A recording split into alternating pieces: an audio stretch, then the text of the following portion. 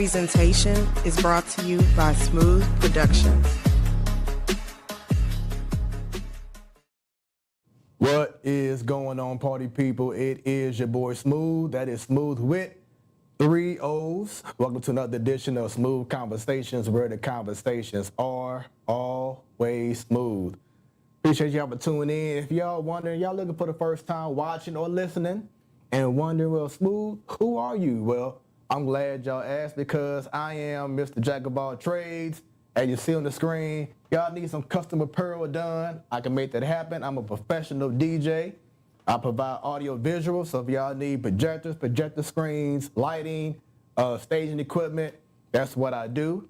Also, sound engineer, can make any kind of show, any kind of sound very smooth. Also have photography, videography, and drone services as well. Just posted something the other day with the Twilight Thursday that happened this past Thursday. Happened again tonight over at the Missouri History Museum. Did some footage over there. And then I have, like this show here, podcast, talk show. So you got Smoooth Conversations. Then you also have my other babies, the Platform Sports Talk Show Network, a show that my guest knows a little bit about that. Talk about that later on. But you have the main show. Then you have every first Wednesday of the month is Ladies Night, called the Best Panel of Ladies Who Love Sports.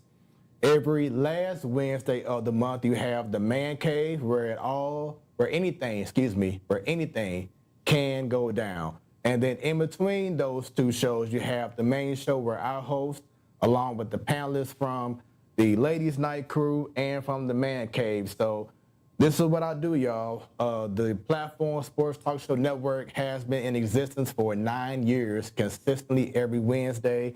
And Smoooth Conversations has been going on strong. It'll be 2 years coming up next month. Our very first guest was the amazing, talented actor, producer, comedian, Guy Torrey. He was right here in the TSC, the Sounders Experience. And ever since that show, it's truly been a blessing. It's been my ministry, I feel.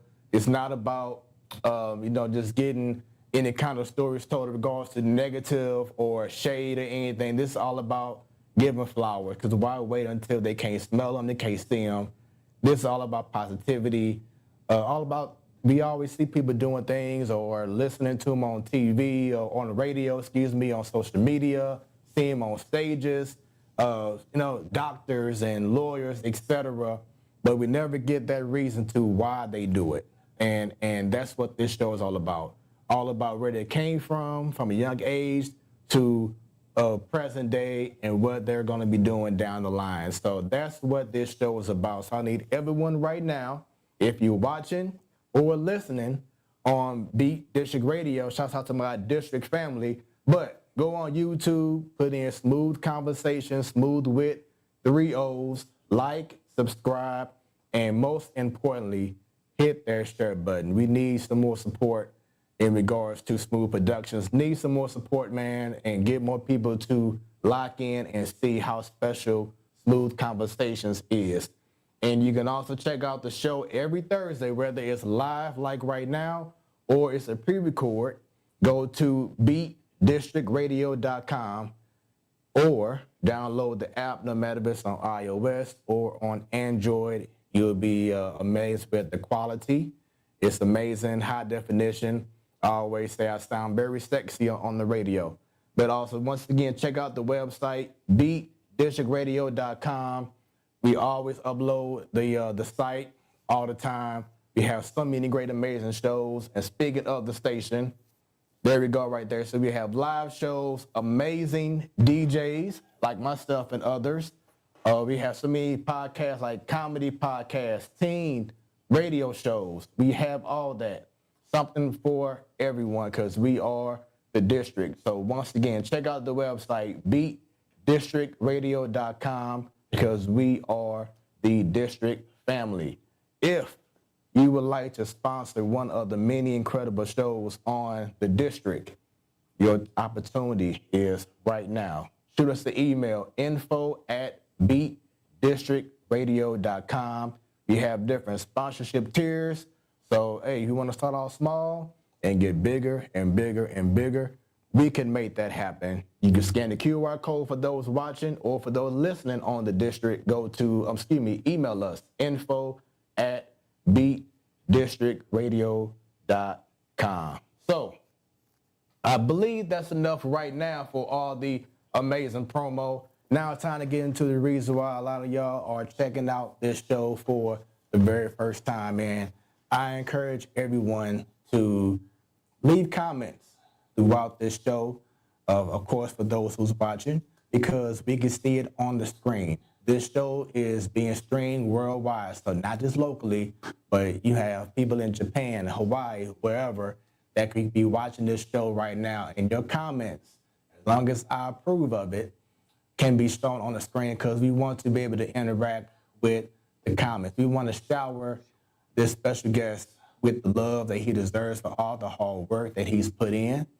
We're going to talk about the ups, the downs that he's gone through in life, because you just never know who might be listening, who might be watching, that his story can resonate with what they're going through. And that's what Smoooth Conversations is all about. So with that being said, this is a brother that I have ran across so many times, had the pleasure of knowing for quite some time now. But he is the executive director of the Whitfield Foundation for Success, a part owner of On the Set Film Camp, introducing young people to filmmaking, creative careers through hands-on learning. And he also leads a marketing firm as well. And even beyond that, this man here, husband. This man here is a proud father.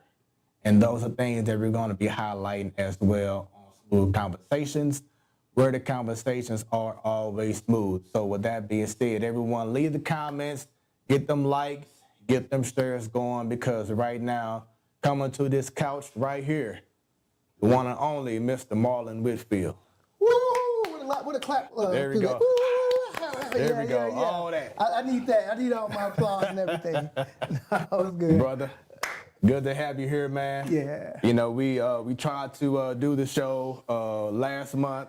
You know, we couldn't make it happen, but thank you for being flexible and understanding, because like I said before, I'm very big on, I want to promote every guest the way that they deserve to be promoted. Right. You know what I'm saying? So I'm big on professionalism and making sure that things are done in a certain way. I'm with you. You know what I'm saying? So thank you for being reasonable and understanding. And you here, man. So how you been doing? I've been great, man. I've been great. No complaints at all. Working hard, man. Trying to make sure I do my due diligence and everything that I do, right? Give my all. So it's been a lot of fun. I'm enjoying life. And I'm enjoying life. I like what you said earlier as he was coming to the TSC. I just see you got the sign right behind me, the Saunders basement and everything. Shouts out to you, wifey. Love you. You may be listening right now while you're on the road. So shouts out to you and to everyone else as well. But you said busy, but everything is still all good. Yeah, you know what I'm saying? Yeah. And that's the best thing, is that I always like to say, if I'm not busy, I'm not doing my job right. You know what I'm saying? So I know for you, and being a man who scatters so much of your success and all your hard work to others as well, I know being busy but yet being successful means a whole lot. Talk about that. Yeah, the success part, I guess, is me just keep moving forward, right? Keep doing things that's on my heart, things that I feel like impact people, that means things that's meaningful to me, and I think meaningful to others as well. So success to me, and being able to feel successful, is doing those things, right? Not only just thinking about these ideas, but executing on these ideas and then seeing it coming to fruition, and then the response that you get from it, the people that you're impacting on a regular basis. Yeah. And I was saying earlier in the intro about how we've crossed paths so many times. Yeah. But the very first time that I can recall that we crossed paths was this moment. Let's see here. This moment right here. Let's talk about this. Bam. Do you recall that night? Yeah. Look at me, that's funny. Look at me, that's funny. You say, look at me. Yeah. They're my guys too, all my cats. That's what's up. So that's funny. Tell everyone who is on the screen from the left going over to your stuff. Well, man, to me. So what's my guy name? The guy, I forgot the guy right here in the black. I know I hoop with Willie. Baker and you, my dude in the black. How long ago was this? Look at my hair, Man, man. I want to say it was like 2018 or 19-ish. Okay, I was looking at my hair, man. All right, look at that watch. That's interesting. And we what Top Golf? Yeah. That's funny, bro. That's the first night we met. Was it the first time we met? Yeah. You know, shouts out to B Baker. He's the one who introduced me to you. He Yeah. was like, hey, come on out. You know, the Top Golf wants you to Yeah. meet. You know, he talked about you a lot, you know. Okay. Because, you know, I didn't know anything about you until pretty much after this event. You know, because he was telling me how much that you did, but I didn't really know until I started seeing more of you on social media and seeing the impact that you have had on, you know, in regard to St. Louis. You know what I'm saying? So that night was pretty much how everything started off. Now, you know what's funny? Baker support a lot of stuff I do, man. That's my cat son. So we've been hooping against each other.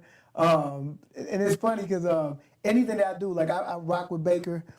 He rock with me, so he's really a big supporter of almost anything that I do. I can ask, I need a DJ, I need whatever. He's showing up and just showing our love. So you got to have people like that in your corner, man. Yeah, most definitely. So then, as I brought up earlier in regards to the platform sports talk show, you was on the show. This is when B Baker was part of the show. Yeah. And this was the promo.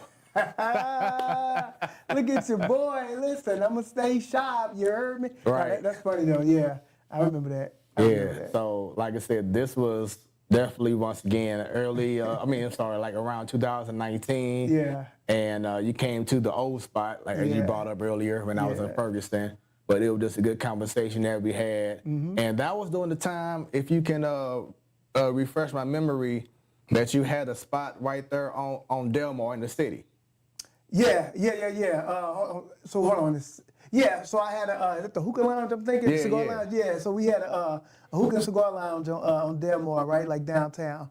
I almost forgot about that. You know, you do so much, you forget about some of this stuff. I've owned restaurants, man, on the south side. So I've done a lot of different things, but we had a cigar and hookah lounge right there. And it was tough, man. At that time, we were trying to get our liquor license, just opened it up. We only lasted, I think, about a year because we couldn't get our liquor license. At the time, the rules were different. You had to get all the signatures for everybody, I think, like in a 300-mile radius. And that was difficult sometimes. People who don't want you to have a bar in that area, they had control and not allowing you to be able to get that done. So people protested, and we wasn't able to get our liquor license, so we never really fully opened, and that was a good spot though. We remodeled, it was dope. And talk about that even more, because that seemed like that has been a big problem, especially with black businesses trying to open up spots where you need a liquor license. I remember, what's that spot called? The Bistro. Yeah. Right there off of Olive. And they were open for a minute, but was never able to get an actual liquor license and everything. Yeah. So shout out to Shara, because she actually changed that rule where she felt like you shouldn't have to, as a business, nobody should dictate where you actually operate your business. So they changed the rules where I think you can open up, or they give you like a temporary license, and then in 180 days, based on how your business operates, they determine if you get a full license. It's something like that, but you don't have to go get signatures from everyone around within a certain radius to say, yes, we approve this. But at the time, that's what it was. And then we had one, it was a loft that was right next door to us that's like, no, we don't want to open up. We don't want a bar next to us. And they held out, and that was the last signatures we needed. And they sent emails out like, no, we're not doing this. So we never got it. So with you being someone who's been in business for quite some time, and once again, just seeing how these other businesses have been coming up or try to, but get stopped, why do you feel that there's so much hesitancy in regards to wanting to support these black businesses that wants to have a liquor license and do big things? Man, honestly, I feel like a lot of people know what comes with liquor, right? So you're drinking, and then you look at, okay, what are their hours of operation? Is this a restaurant? Is this a club? And both of those have different feelings, right? If you're drinking in a restaurant, you're thinking they're eating, you're balancing out, okay, people eating, they go home. There's no reason really to be open till 3 in the morning. But if it's a club, that's a whole different situation. And again, me as a parent, I understand the side of that, right? That do I want people possibly going up and down the street doing burnouts and things like that and talking loud at 2, 3 in the morning? I don't. Honestly, I don't, right? So I get it. I understand it. But again, but the fact that I'm opening up a restaurant doesn't mean that's the type of crowd that I'm bringing. Right. And it's already automatically assumed that just because we're black, that this is the crowd they're going to have, and we don't want it. And you can send them, you can show them their business plan and everything. They're not trying to hear it. Like, Right. no, we're not trying to Because hear at the end of the day, they know. They have their notion on what this is, regardless of how it starts. So they understand, and that's, a lot of time it's based on past experiences, right? I've been in this before. I know the last 2 businesses, they sold liquor. This is what it was, and no, we don't want that anymore, regardless of what your business plan says. Yeah, it's crazy because, and like you said, the burnouts and, you know, the unfortunate shootings that happen or the fighting, you know, whatever. And before I continue on, another event that we crossed paths in which actually I was a moderator for was, of course, Elevate Him. Went down last October at UMSL. And that was an amazing event. It was my first opportunity. Shouts out to Teresa Foolish. She reached out to me. It was like, you know, she saw what I've been doing with, you know, the sports talk show and with Smoooth Conversations, and figured that I'll be a great moderator in regards to just having that conversation with all them gentlemen you see pretty much on the screen. So talk about this event and the importance of Elevate Him. So first of all, that guy is really sharp in that houndstooth suit. Now this was a great event, man. Just sharing information and knowledge about from a black man perspective, right? The things that we go through, whether it's from a relationship, whether it's from mental health. So just a really, really great event to be able to talk about who we are, what we do, and the things that we experience in life. So I really enjoyed this event. Really got an opportunity to network with some good brothers. So it was a really dope event, man. I'm glad I had the opportunity to be a part of it. Yeah, and for me, and I've crossed paths many times with Karan Bowden, but being able to you know, meet some guys like I think it's Wasteel Turner. Then my first time officially meeting Marvin Mitchell and some other brothers. It was just a good opportunity for, you know, for people to really hear some stories, because a lot of them brothers have some amazing stories. You know what I'm saying? And that's what I'm big on in regards to Smoooth Conversations. So I have been reaching out to some of them guys and like, hey, I want to get y'all on this show because these stories that was told to them kids, you know what I'm saying, that day needs to be out here more in the public. You know what I'm saying? And I can make that happen too. I know some of them are my guys, man, so I can help facilitate that if you need. Hey, I appreciate it, man. I appreciate it. But yeah, so just going back to the business, because I know a guy who opened up a spot probably about maybe 2 years ago out here in Florissant, and like Florissant pretty much are like stricting down on legal license and not trying to have a lot of entertainment spots in the area unless it's something that they provide themselves, not a black business. So it seems like, and you seen it, my trades just closed. You know, you're seeing all these spots that my trades is a cigar lounge. If you guys don't know. Right. But you know, you're just seeing so many spots that we're so accustomed to going to that now, you know, whether they've been long time standing and they're leaving, or even spots like Neat that was on Lindbergh and other spots that's been like, okay, this would be cool, and all of a sudden they can't stay open. So like when you see that, what goes through your mind in regards to what's missing or what's not going on right?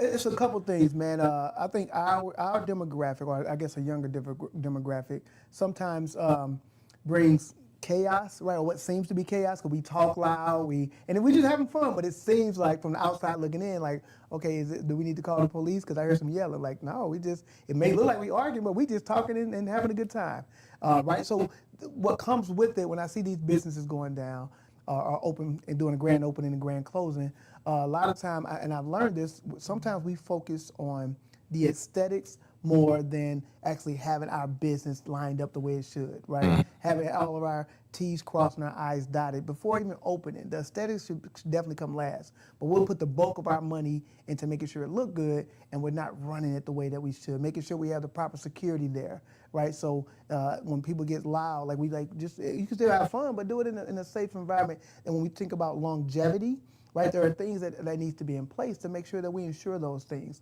from a safety perspective, and also just making sure you're a good neighbor, right? Especially if you're near a residential area. You want to make sure that you're a good neighbor, that you're bringing value to that neighborhood, that anybody in that neighborhood feels welcoming to you, right? So that's a part of it. So it's not just you operating as a silo.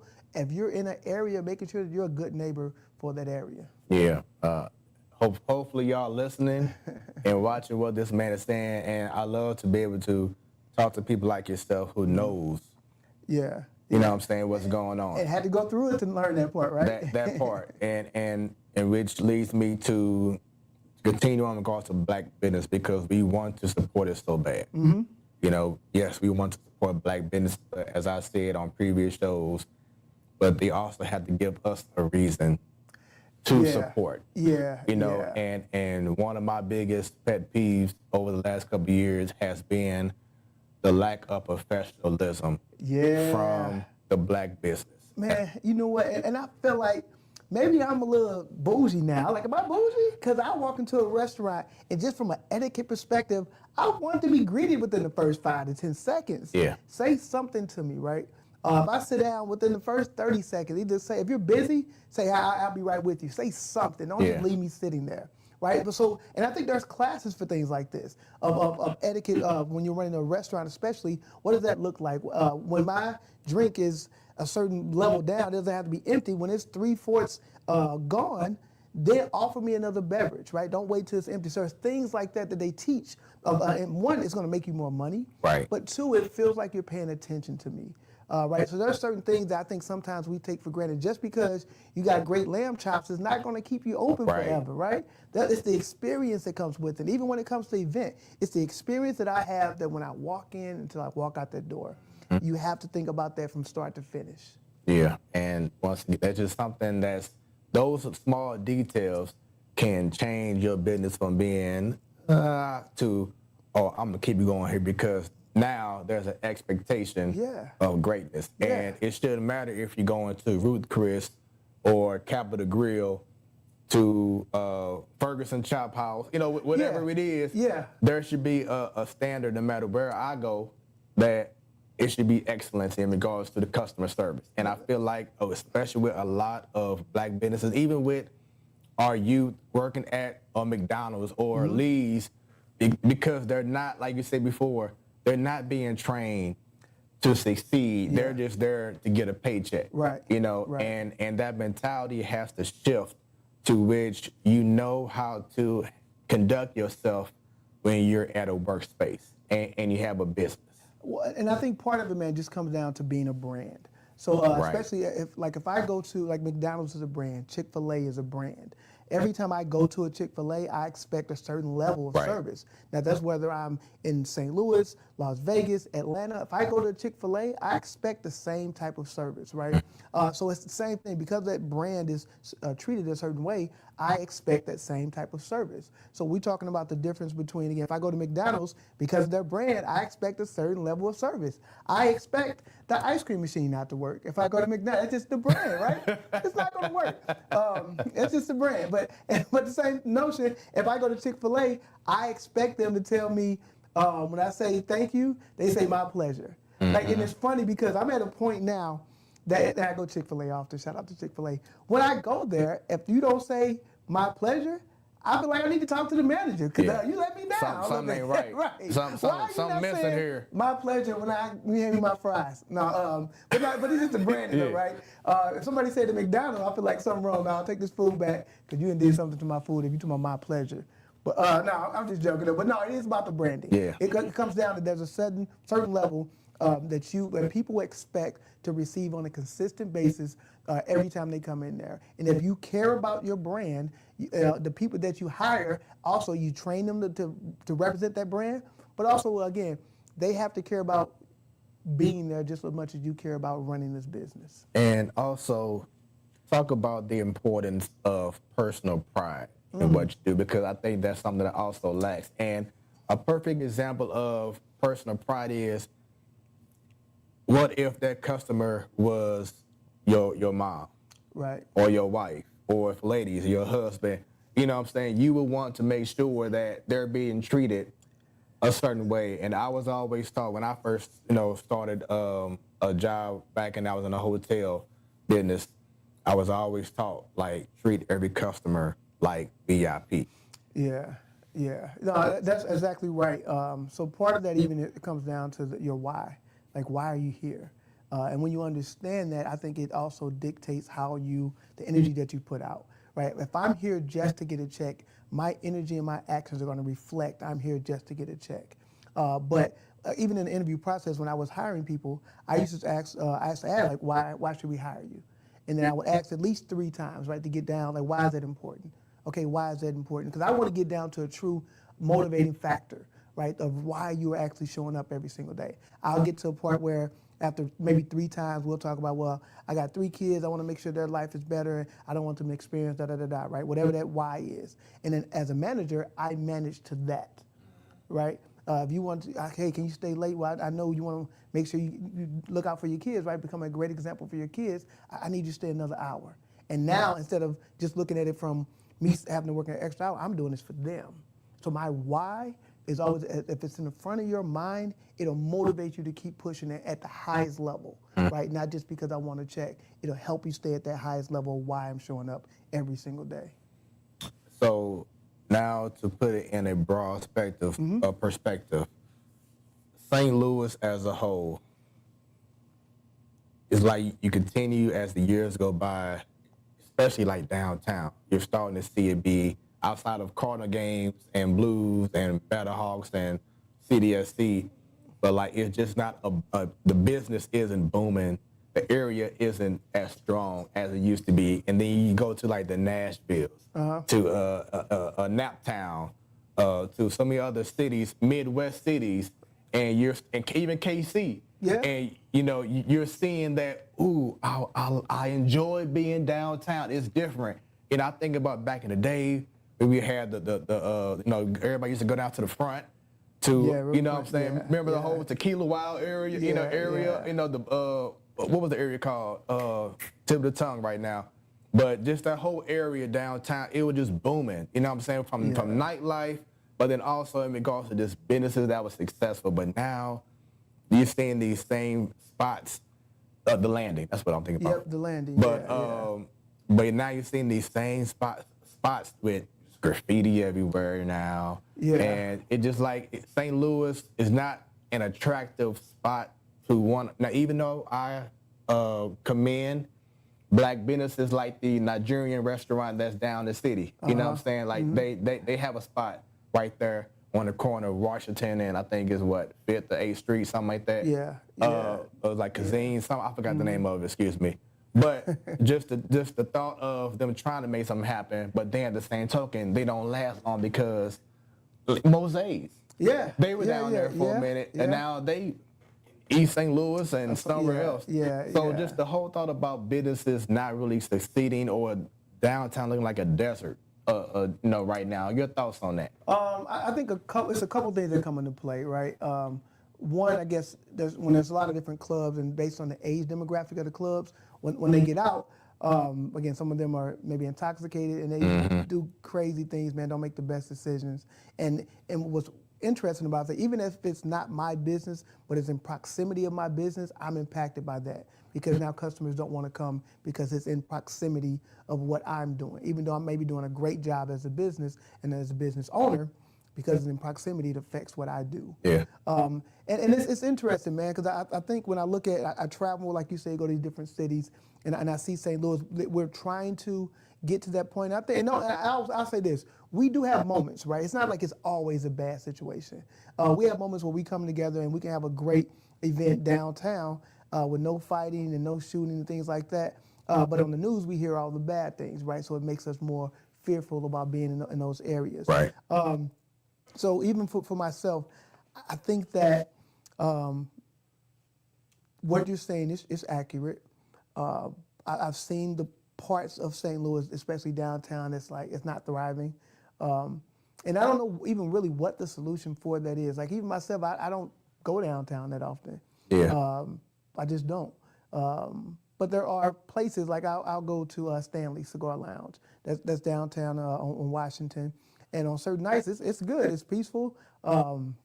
I never had an issue. But then you go up and down the street a little bit more, it's like, okay, let me get up out of here. Yeah, time to go. Yeah, it's almost like I Am Legend. Once it starts getting dark, you're like, okay, let me get up out of here. And it's unfortunate because, you know, no one should have to feel like, oh, we can't go down that way because, you know, your car might get hit up. But like and one of the big things for those watching and listening that I love to talk about on Smoooth Conversations with my guests is nostalgia.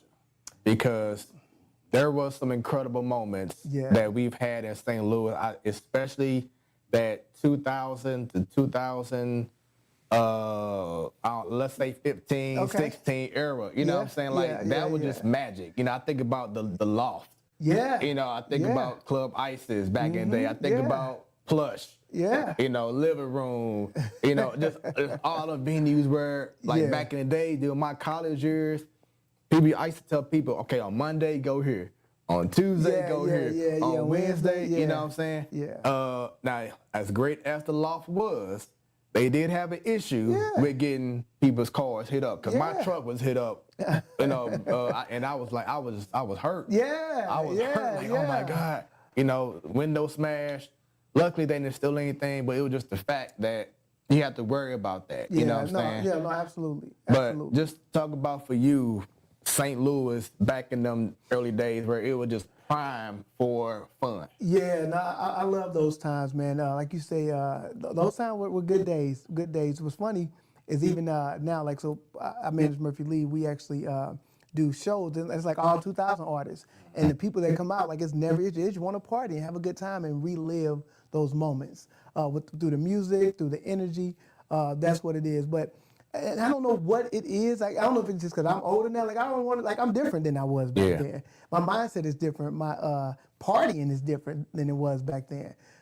So now I'm not even tolerant to maybe, and I don't know if it's different now. Like, you know, the way we party then, is it different now? Or we just not as tolerant because we're older? I don't know.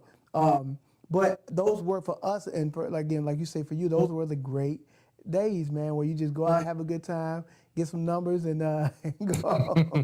That's what it is. We write them on paper still. You weren't putting them in your phone. Right. You had a pocket full of scrap paper that you had a good night. Yeah, and fellas, hope y'all didn't sweat too hard to where you couldn't even read the number no more because you was kicking it. But yeah, I mean, those were like the fun times where I didn't have to know, you know, to those who used to go out and when men used to dance with women. You know, I don't know what happened now. That's funny. That's funny. But when men used to dance with women, and I ain't had to know your name. Nah. It was just, oh, he dancing, she dancing, let's dance together, let's have a good time. Yeah. Women wasn't afraid to sweat the weave out, you know, the hair, you know, whatever. Right. But it was just a great time, you know. And now you gotta know the social security number. You gotta know who clicked they with. Right. Yeah. Shoot, if you a dude, you gotta be lucky that you can dance, you know, with the woman because you see it. What you about to say? I don't know. You see it. You know what I'm saying? I mean, but, I ain't saying that. No, I'm serious. Like, we keep it transparent. You know what I'm saying? And ladies, you know, please leave comments because there may be, and I'm sure there are reasons why, because maybe they feel like these men ain't, you know, doing their part as being men. So they, you know what? Let me just stick together. That's a whole other conversation right there. Yeah, because even with the Me Too movement, man, certain things that's not cool back in the day. Back in the day, and I didn't used to do this, but I had people that you grab a woman by the elbow, like, excuse me, let me talk. That's sexual harassment now. Yeah. So you can't approach women the same way. Mm-hmm. So we're living in the times where I wouldn't say necessarily sensitive, but you just got to be careful on how you move and how you approach situations. Dancing behind somebody could be sexual harassment these days. Like, so I don't know, man. Like, you just got to be careful. Yeah. Times are different, especially with me.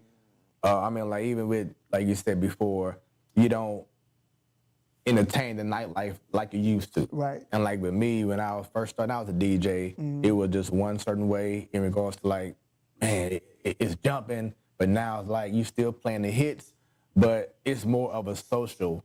Yeah. You know what I'm saying? Interaction nowadays. Yeah. You know what I'm saying? Like, you rarely gonna see everyone doing a certain, you know, dancing or whatever, unless because now it's more. If it's boots on the ground, everybody gonna be out. I mean, you know, any line dance, you know what I'm saying? It's gonna be popping. Yeah. But then, like, you know, you might play back that thing up, but the thing is, you're not gonna see here's men and women. You're not gonna see this. You're gonna see more of the women. You know what I'm saying? Yeah, so yeah, it's like just that fun. Even though right now it don't matter to me because I'm a happily married man. You know what I'm saying? So it's all good.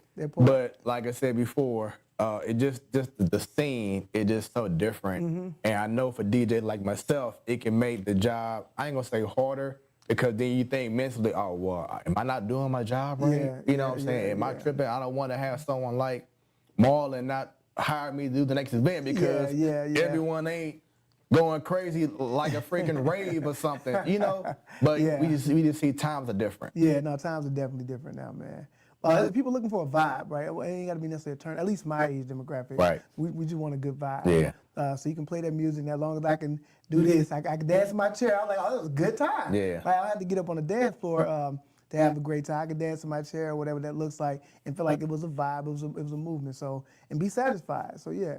So just with everything that we discussed in regards to business, just what are your thoughts right now as St. Louis as a whole when it comes to business, when it comes to being on the upswing for big and bad things to come our way? Man, you know what I've learned? A lot of times when we build business or people build a business or want to start a business, it's important to even ask yourself, is it necessary? Is my business that I want to start, is it necessary? Do we need another t-shirt company? Maybe. Do you need another jewelry company? Do we need that? And when I say that, I'm asking from a competitive perspective, meaning that how can I differentiate what I'm doing to be competitive in this market, right? Because if I'm doing everything the other 300 are doing, why do we need a 301? Right? The other side of it also, when I look at businesses in St. Louis and creating a business, it's important to talk to the city. Wherever you're trying to put your location, talk to the city. There's a development area, a development council that they have in every city that talk about locations. They know what businesses are openings or what's vacant. And they also, from a planning perspective, they know what they would like to have in this city, right? Meaning they'll get behind it. So, for instance, in Ferguson, there's so many different barbershops and things like that when I went and talked to the city, I was just looking at locations to have an office, and they were like, you know what, we would really love to have a coffee shop. Like, if you bring in one of those, and as long as your hours are this, and we talked through it, I'm like, I never thought about that. And you can be here, they help you plan a position so you can be successful. That's what you want. You want a team that supports, and they would support, hey, we got this grant, or we can give you money for this, because they want to see that business in this area. So you can have those type of conversations, and it'll help shape what you want to do and how to move forward. Because again, I talk about being a great neighbor in the business, or to the businesses around, and also the residents around, but also to your city councilmen. They don't send your aldermen and alderwomen. When you put something in they see as valuable, they want to support that and make sure you stay there a long time. Yeah. So having conversations like that matters. Yeah, I love it. So we were talking about pretty much present day and how businesses have been run now, but I want to kind of take it back. What was your reason on why you wanted to learn about business? Why? So you know what's funny? When I went to South Tech, and at the time when I wanted to be an auto mechanic. When I was in high school, I wanted to be an auto mechanic, and I'll share with you. So the reason I wanted to be a mechanic, my influences were Pimp My Ride and MTV Cribs, right? Yeah. So I used to see, when I saw them, like, man, I want a car like that. I want a lot of money. I want things. And it was just because of the shows that I watched. So at the time, I was at Kirkwood High School at the time before I went to South Tech. I went to my guidance counselor, like, man, I want, like, what do you want to be? What do you want in life? Like, man, I like these cars. I want to make a lot of money. And I'm thinking Pimp My Ride, right? Because they didn't relate to that. They were like, well, maybe you should go and be an auto mechanic. I'm like, okay. I guess if that's what I got to do to get that, I guess we do that. And went down that path. My junior year, I was in the auto mechanic class, and one thing that once you get submerged, experience is the best teacher. Experience is a heck of a teacher. When I was in a auto maintenance class for about a month, and I hated it. Like, I had dirty nails. I was dirty every day. I'm like, I don't like this. This is not what I envisioned. So I ended up switching to business. When I switched to the business, get a business certificate, I loved it. Just learning about how to operate, being a businessman, just that being submerged into that, I ended up loving it, man. And so moving forward, I ended up becoming specified in marketing. So I have a marketing degree, just learning how to promote products, and there's a psychological side to that, right? When you understand how to position certain things and how people see it based on how you position it, meaning price-wise, packaging and things like that. And that comes the same thing down to your brand. It was like, okay, I like how this works, and kind of move forward from there. How does it feel for you to not just be a businessman, but a brand yourself? How does it feel to me? Well, I think everything is a brand, right? We have our own personal brand. You have your business as a brand, and once you understand that, I think you operate in a certain space differently, because how you show up, people will expect you to show up like that consistently. Meaning the things that you post on social media. I was just about to bring it up. That's the things that you post on social media, they expect that person to show up. Like, I don't know how many times I've met people that are friends on Facebook that I've met them out in public, like, I didn't think you were nothing like this, because what you post on there is totally different. But that's what it comes down to when it comes to branding, understanding that you're a brand. And even like with Kevin Hart, you know what you should and should not be doing based on who and what your brand is. And as you brought up social media, I had this talk with the guest last week. Shouts out to Aaliyah Sahar. Shout out Aaliyah. But the importance of knowing what you're putting out there before you hit send, especially being a business, being a brand. How important is it? Because, and I know for me, just seeing it, it doesn't matter how successful you are. If you're portraying this type of identity on social media, where it's always some kind of negative thing going on, or you're always harsh on this and always negative on that, that can affect your business. Doesn't matter how great you are. It can affect your business. So talk about social media and how that can affect your brand as well. Social media is an interesting tool, right? From one perspective, how it can affect your brand is what people see and what you show them. They can either, and it's funny, whatever you put out, they can either take it as good or bad. It's just content to me sometimes. Sometimes I just put stuff out because I think it's funny. Not even worrying about what people think. And I feel like it's safe. Like, I'm not going to say anything in the realm of disrespect or try not to use any curse words or anything like that. Though when I put it out, sometimes it's just funny to me. And then I don't even worry about what people think about it. But sometimes somebody be having a bad day and they'll see that post and take it personal. And then I get all these crazy, like, what? How did we get here? It wasn't even intended for that. Or they'll think that because you're having a good time that, you trying to show out or you flexing. Like, no, I was just chilling, having a cigar. That's all it was. And in that moment, I wanted to share the moment. So you can't always control what people think about what you put out, but also just understand, because of what you put out, people will view you a certain way. Now, you were kind of teasing a little bit about ups and downs as you being a brand. So is there something that stood out in your past that kind of humbled you, that made you want to go even harder to prove, I'm not who you think I am? There's been a couple situations like that, man. And what's interesting, that what I learned from it was the fact that people don't see you the way you see you. Right? So it's certain times that I've been in rooms getting ready to have a meeting, and they looking at me like, why are you here? And I'm like, I'm supposed to be here. Like, so they'll question, like, they don't think you bring any value to the table, right? Why y'all invite him or what? And it's crazy. And it worked both ways, bro. I've been guilty of this.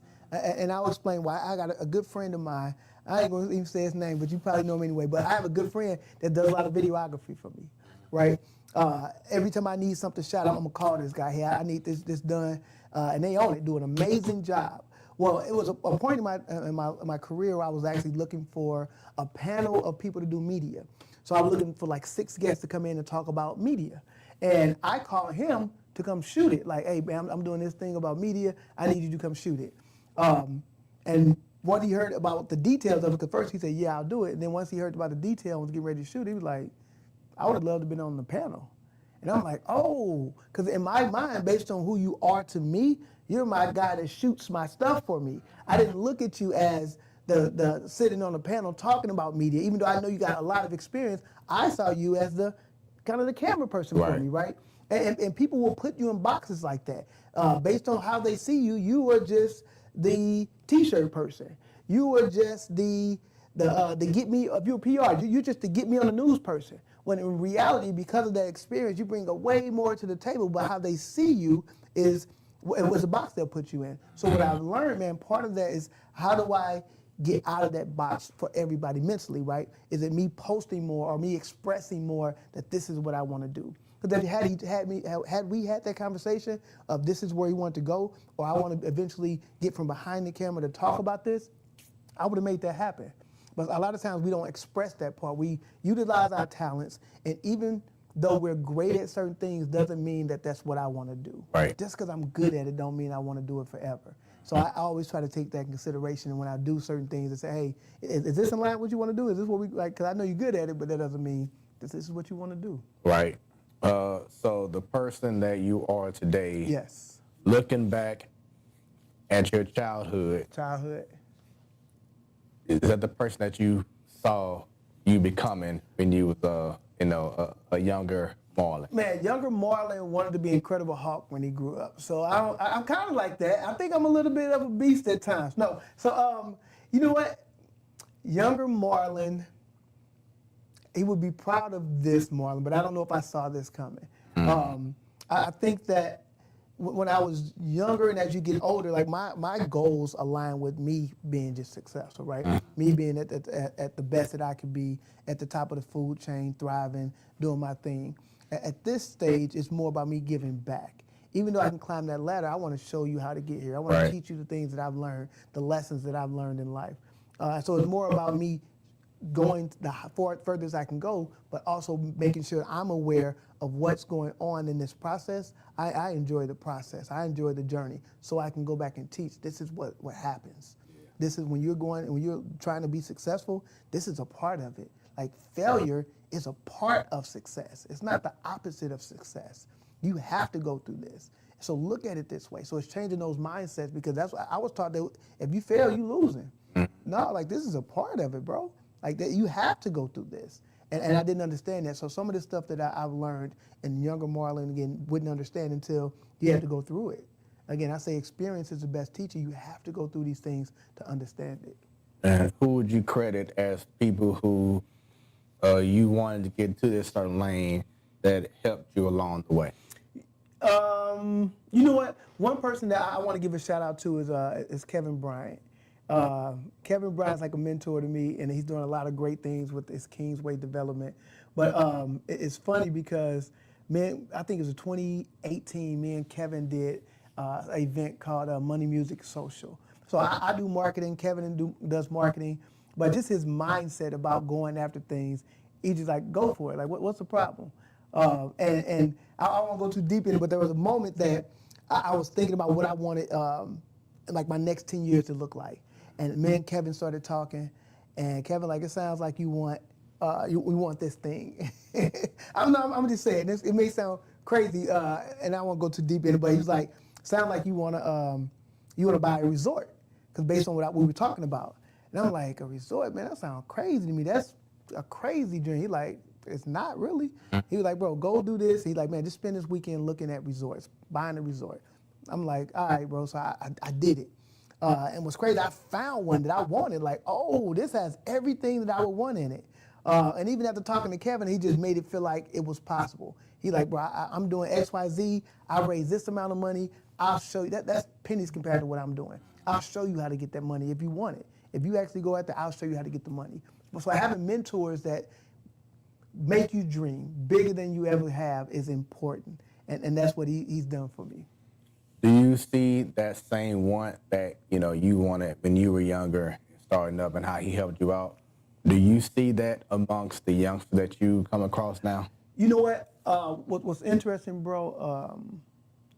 Based on, I think initially no. Initially they don't have that type of desire. They don't see the value in themselves, that they want the things. And right now, like I do a lot of consulting for the Urban League. I work for the Save Our Sons and Sisters, and I do consulting for them, but I train on life skills and job readiness skills.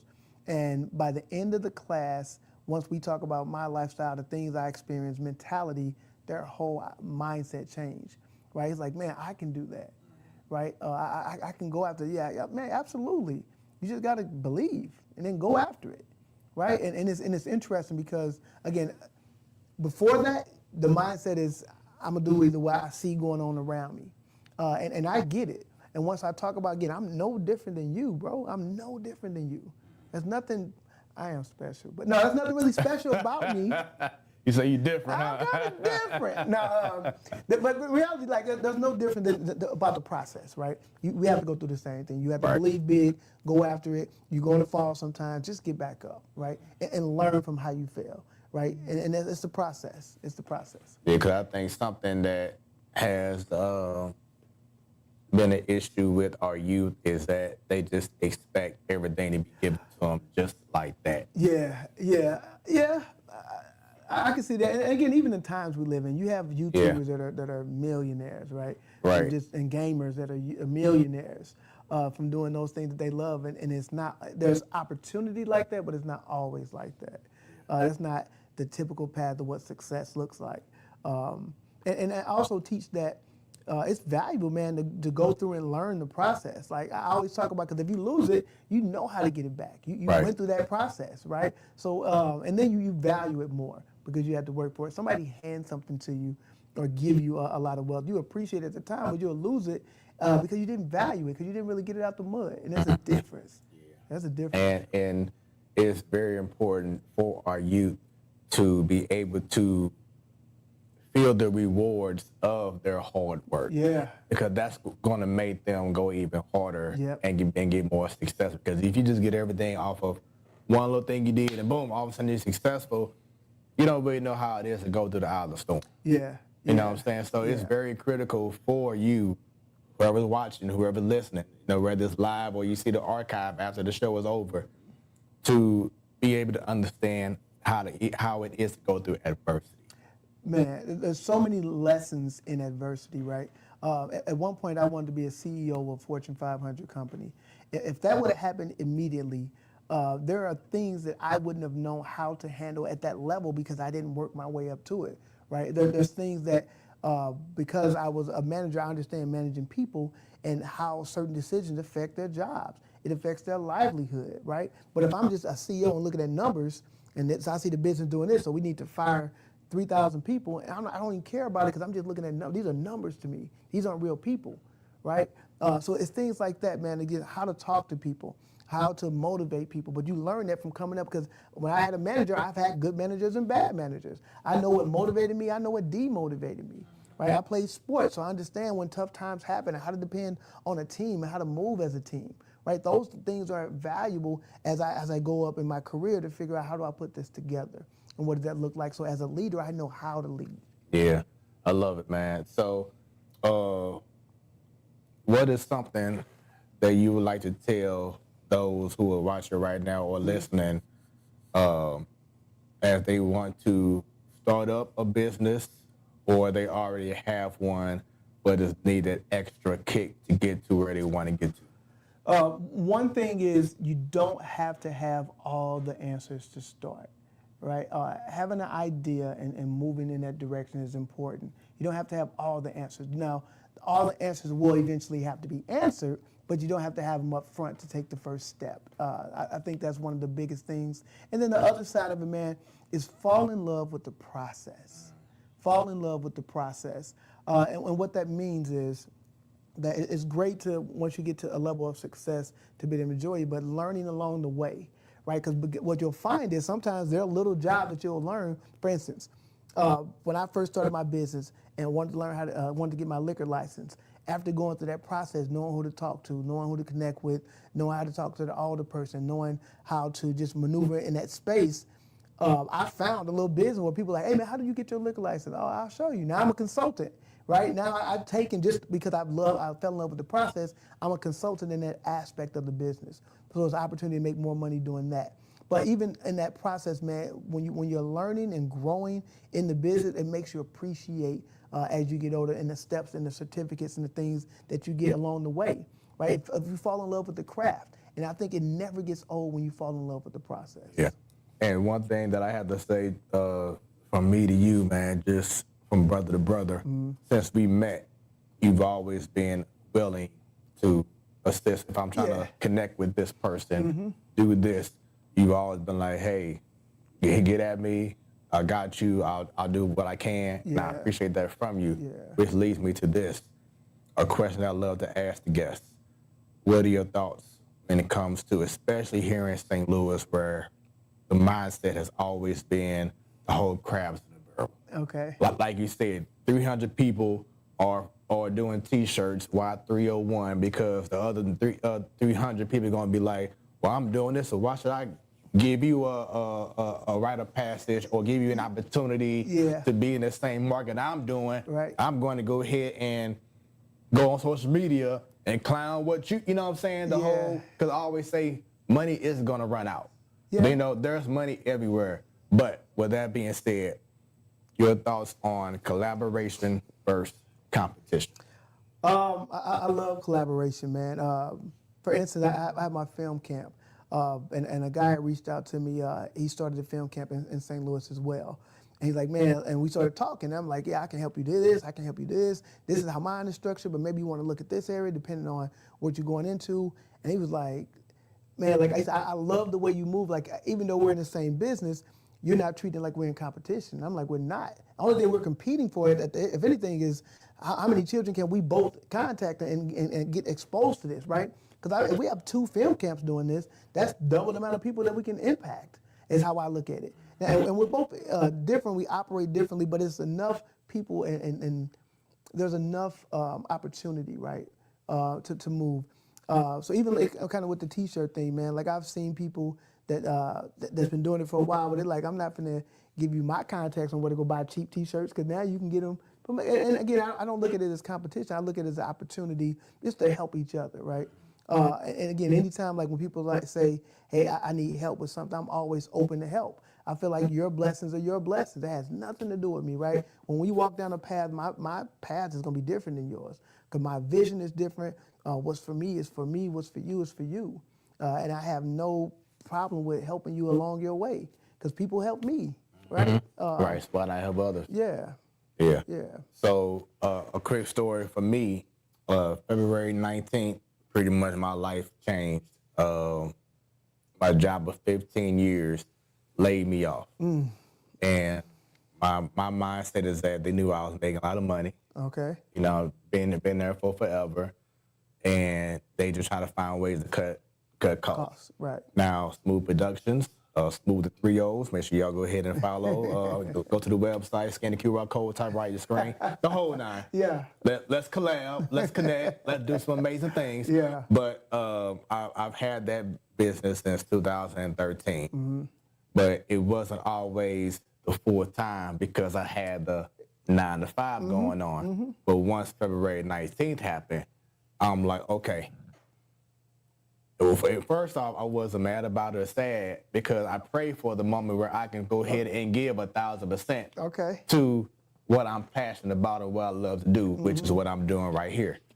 So now it's like, okay, it's go time. Let's go 1,000%. Yeah. And make it happen, because now this is going to be the main source of income for me. Yeah. So, and this is for those who are watching, listening as well, because there were certain things that I didn't know about until, years leading up to February 19th, about business accounts, about tax write-offs, about so many things that, it's not, and you can tell me if I'm wrong, but I don't really hear that being talked about a lot in schools. No. When you're trying to get into college and get into the real world, knowing about managing your credit wisely, stuff like that can help you to be a more successful, not just business, but person overall.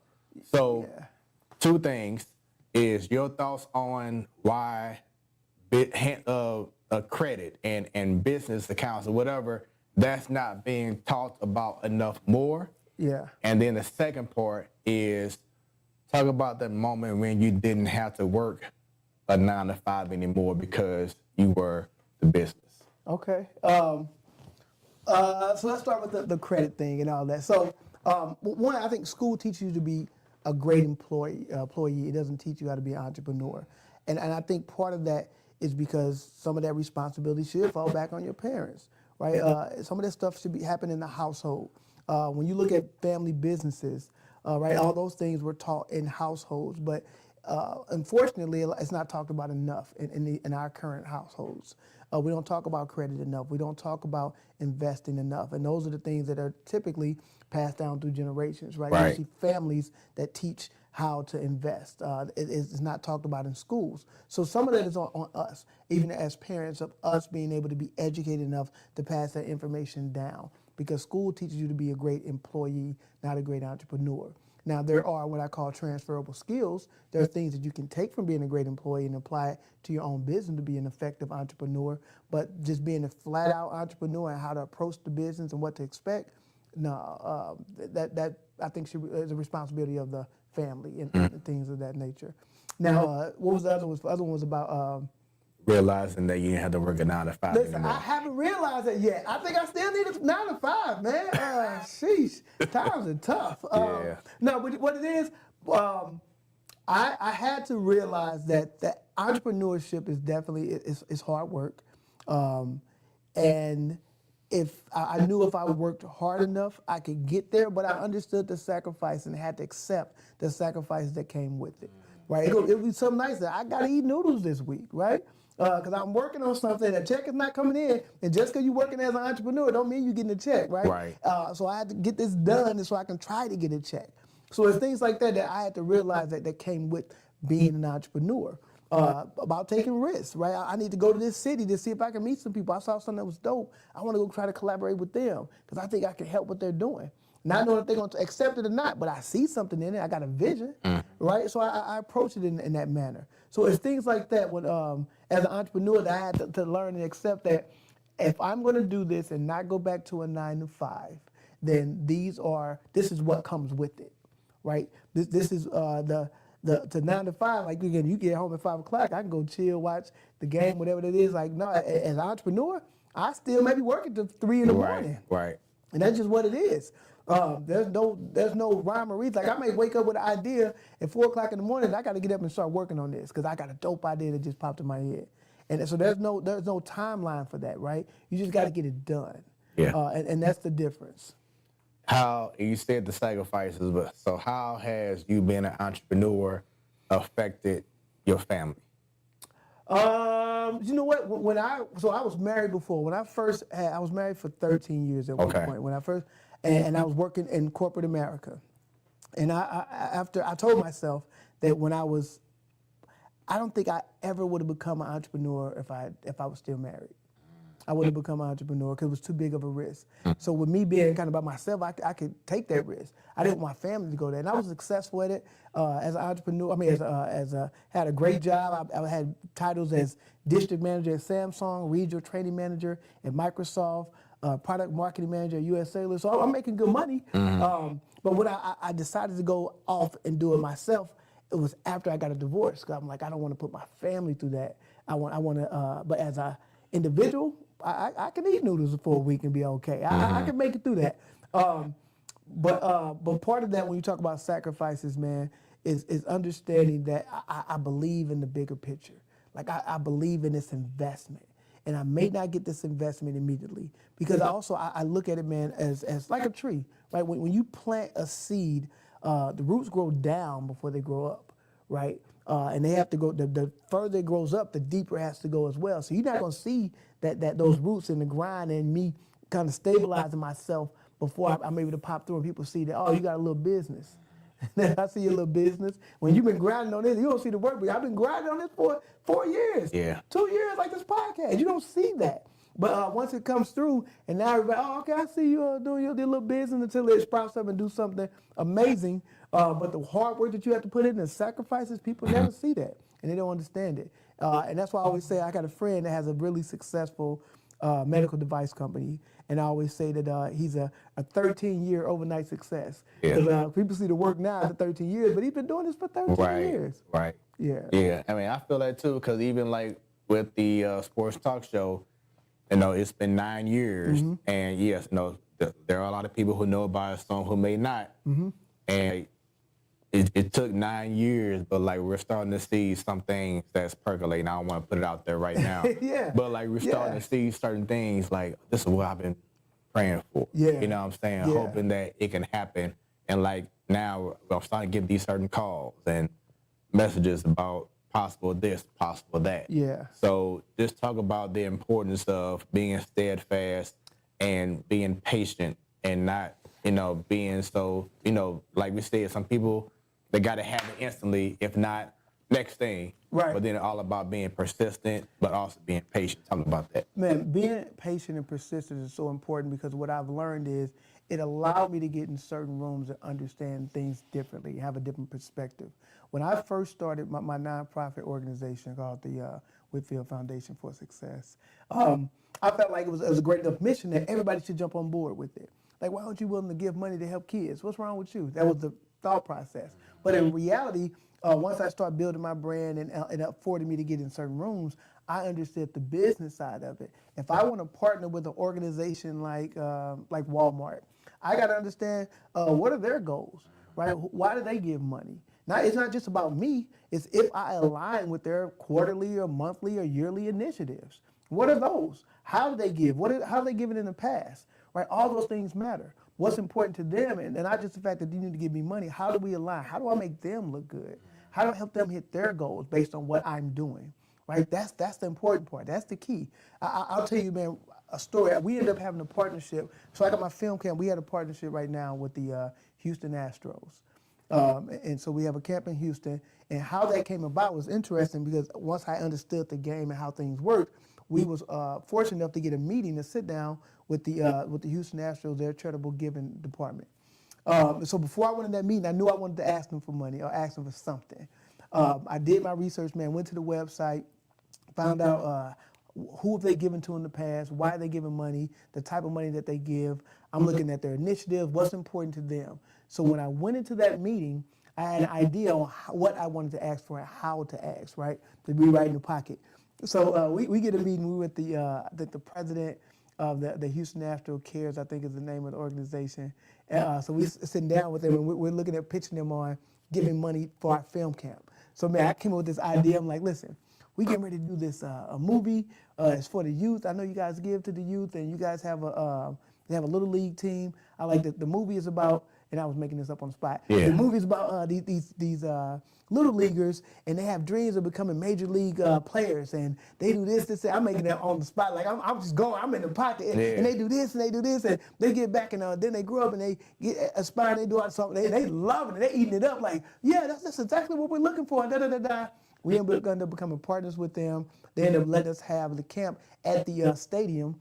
And then they fed the kids breakfast, lunch, and dinner. Matter of fact, the first year we had it, they ended up winning the World Series, and they gave all the kids like little World Series rings that looked like the ones that they had. So it was dope, man. But I say all that to say, just once I understood how to position, it's not about me. It's about how do you partner, right? How do you make them look good, and how does that align? Right. And once you're able to understand that and tell that story, you'll see a world of difference. And I was telling a family member the other day, like, people love to be sold on something that's going to make them a nice little profit. Yeah. You know what I'm saying? And sometimes the profit is off. Sometimes just making them look good. Right. That's the profit. Or that's the benefit to them. Right. It's not always the monetary side of it. It's how do I look in public? Yeah.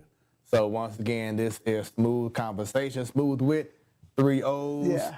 Where the conversations are always smooth. Right here on the couch we have Dr. Marlon Whitfield. He changed it real quick. Yeah. So we in it now.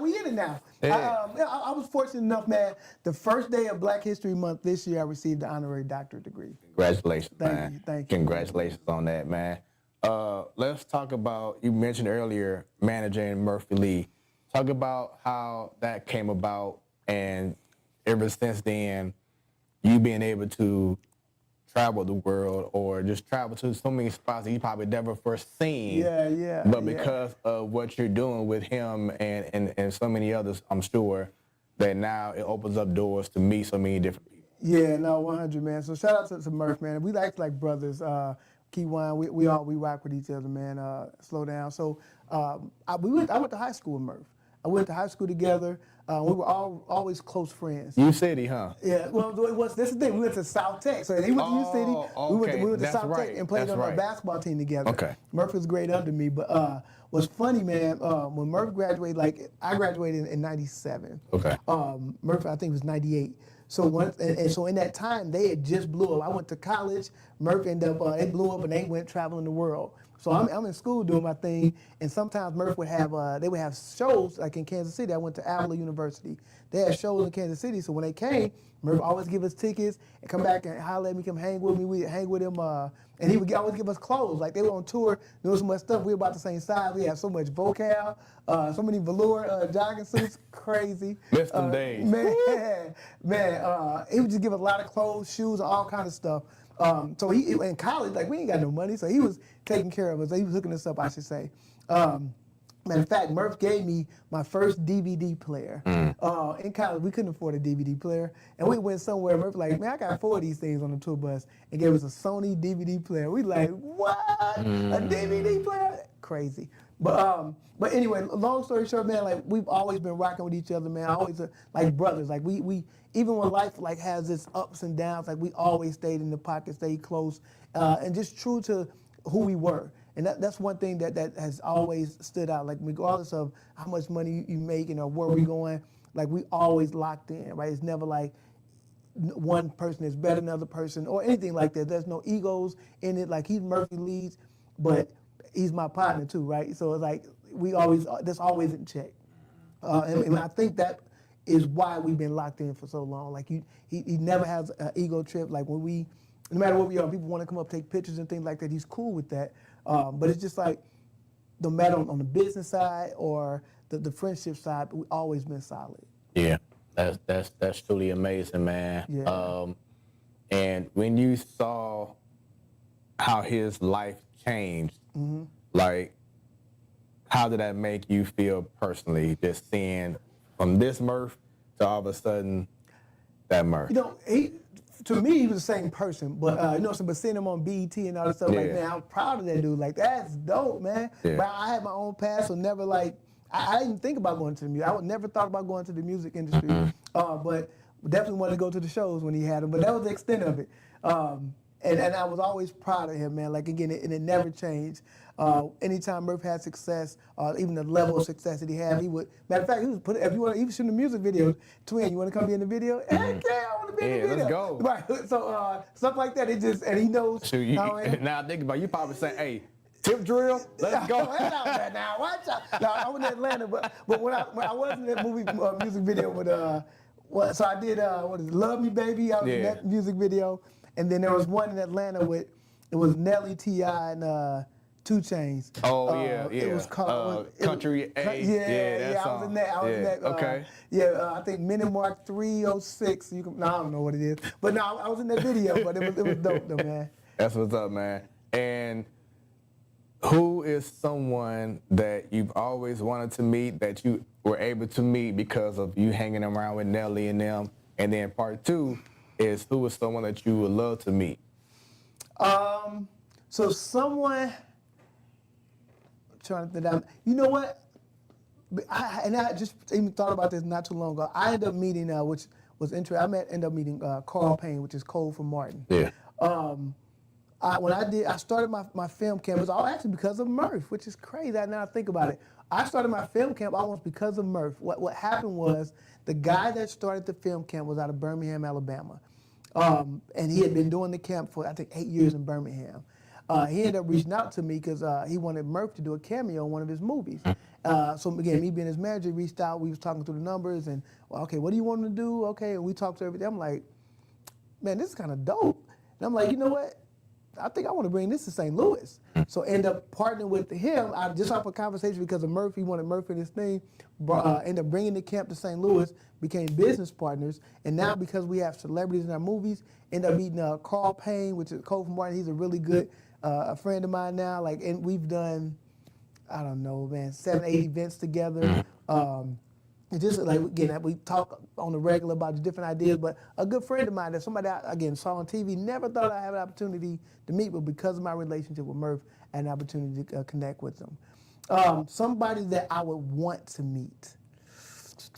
You know what I always wanted to meet, and it may sound crazy. I want to meet Barack Obama. I want to meet Barack, man. I feel like, Barack, if you see this, man, or you listen to this, holler at your boy, man. No, you know what? I just think he'd be a great person, even as a mentor, just how he is about family, again, how intelligent he is, and just how he carries himself. I think he'd be a great brother to meet. And if he does watch this because of Smoooth Conversations, allow me to moderate the conversation between you and Barack. You know, that'll be history right there. For that'll be dope, man. So that's amazing. But it's just cool to be in so many great spaces. We've been talking about, you know, the boss, you know, the marketing, you managing everything. You did bring up earlier in one of the early photos about, you know, oh, look at him styling, you know, profiling. But, you know, everyone has a past. Yeah. Talk about this person right there. Yo, that's a good looking dude right there. You know what? I just cut my locks off in that picture. That is funny. That's what we doing. That's a good looking dude right there, man. I feel like it was a point in my life that I did do a little modeling, and I was in that mode right there. That's that boy right there. That's funny though. I like it. That's funny though. You look good. Oh man. Let's keep it going and show this person right here. Yeah, yes, that was modeling days. So shout out with my guy Kings and Pawns. That was the clothing line that my guy was shooting for. And I had my locks and that's your boy right there. Yeah, I was modeling my modeling days right there. So what would people, if I was able to like reach out to them and say, okay, well, how was, you know, Marlon back in high school and college years? How would they describe you? In high school and college, I think we were always like kind of jokesters. Never really took things too serious, but very kind of family oriented. Like when I looked at my team, I played basketball. Me and my brother played basketball, and we always looked at our team as family. We were just close knit because again, outside of being on the court, we all hung out together where everybody was cool, and that's just what it was. So I think those are some of the things that the people probably say were just more family oriented, always joking and having a good time. Yeah, and let me make one little change here so they can. There we go. All right. I had the platform sports talk show stuff on the banner just for a second, but now you got it right. Okay. All right, but yeah, so just going back, yeah, man. So got this photo here. Let's talk about it. Yeah, listen, I've been that dude for a long time. I had locks, man. I think I was working at Verizon at that time as a business account executive, man. But again, I always just got somewhat clean cut, man. That's the style. I was in corporate America in those days, doing my thug thizzle, man. Yes, sir. So this next one kind of puts me into like the mindset of R&B singer right here. Yeah, the album coming soon. You hear me? You hear me? That album is coming soon. That's funny. You know what? Is at the time I think that's before I went to Seattle. I was trying on outfits. I think I worked for Microsoft at the time, and I remember that hat, and I wanted to get something to dress up. And still country though. I guess at the time it wasn't, but that's funny, yo. That is hilarious. I always been a little pushing the envelope when it comes to fashion a little bit. That's funny though. So we talked about people, but I know you've been to a lot of places. Has there been a certain place that you was like, oh man, this is why I do this. This is why I'm here. You know what? To piggyback that story, but that I talked about Kevin Bryant when he you need to find a resort and all that stuff, right? The one that I found, I ended up going to visit it, to go look at it, and spent the day. I actually spent the night there, just to get that whole vibe of what it would be like to own it. So I was in the mindset of ownership. Went and visited, it was for sale. Went and visited it, stayed there, and I think in that moment I felt like this is why I do what I do, right? Because I'm always willing to bet on me. And even though, again, not having all the answers, not knowing nothing about development, but taking a chance and just being in that moment when I was out there on that island in that resort, I'm like, yo, like this what's feel the like name it of can it? be real. So it's funny. So my marketing company is called Hog Time. I ain't talking about the boat, but I have a boat. I have a boat. It's called the Hawk's Nest. so when I was looking for a resort, I wanted some that had like a marina and all this stuff. So I ended up finding this place that was for sale, and no, I just spent the weekend looking for it. It was called the Hawks Nest Resort and Marina, and I was in the Bahamas, and I went out and spent some time there. Nice. But is that crazy? My marketing company is called Hawk Time. Right. My boat is called the Hawks Nest. Yeah. And when I started looking for this resort, I ended up finding one for sale called the Hawk Nest Resort and Marina. That's and crazy. That's what I went to go visit. The other crazy part about it, there's certain things that I wanted in my resort. I wanted a restaurant. I wanted certain like houses and things. When I went there to the restaurant that was on the resort, on the Hawks Nest, they had a lounge, and it was called Marlon's Lounge. But it was a fish marlin, but Right. still crazy. That was like my wife and I went on a cruise a couple years ago. It was I can't recall the spots that we went to, but one of the stops that we went, I think it was one of the islands. I can't recall right now, but they actually had a beach called Saunders Beach. Yeah. So we found out about it.